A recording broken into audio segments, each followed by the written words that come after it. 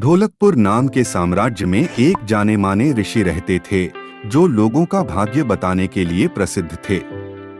उस राज्य का हर व्यक्ति उन प्रसिद्ध ऋषि व उनके कौशल के बारे में जानता था।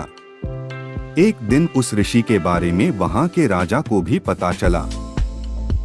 राजा की आज्ञा के अनुसार सैनिक ऋषि के पास गए और ऋषि को राजा का आमंत्रण सुनाते हुए उनसे महल चलने की प्रार्थना करने लगे।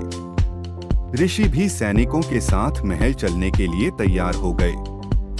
जब ऋषि महल पहुंचे तो राजा ने बड़े ही उत्साह से उनका स्वागत सत्कार किया और उन्हें अपने दरबार में सम्मान के साथ बैठाया। जब ऋषि ने थोड़ा आराम कर लिया तो राजा ने ऋषि के सामने अपने मन की इच्छा रखी और उनसे अपने भविष्य के बारे में पूछा। ऋषि ने राजा से उसकी जन्म कुंडली मंगाई और उसे ध्यान से देखने लगे। कुछ देर तक राजा की कुंडली देखने के बाद प्रसिद्ध ऋषि ने राजा को बताया कि भविष्य में उनका भाग्य आशीर्वाद भरा हुआ है और जीवन में सब कुछ अच्छा ही होगा। इस तरह ऋषि ने राजा के भाग्य में बारे में अच्छी अच्छी बातें बताई। राजा खुद से जुड़ी अच्छी भविष्यवाणी सुनकर बहुत प्रसन्न हुआ। उसने खुश होकर ऋषि को सोने और चांदी का उपहार दिया। राजा ने ऋषि से अपने भविष्य से जुड़े दुर्भाग्य के बारे में पूछा।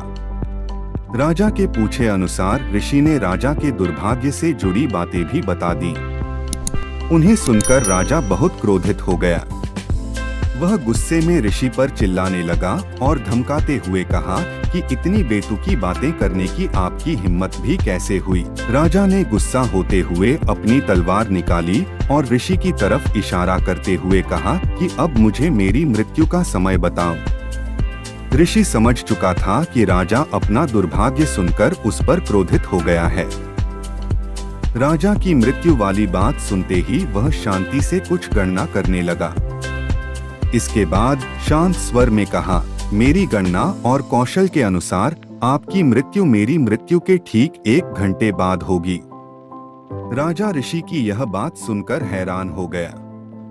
अब उसे अपनी गलती का एहसास होने लगा। राजा ने तुरंत अपनी तलवार नीचे रखी और ऋषि के साथ किए गए अपने दुर्व्यवहार के लिए उनसे माफी मांगी। बाद में राजा ने ऋषि को ढेर सारा धन दिया और उन्हें वापस कुटिया में आदर व सम्मान के साथ भेज दिया। कहानी से सीख: मुश्किल परिस्थितियों में हमें समझदारी से काम लेना चाहिए और मन को शांत रखना चाहिए।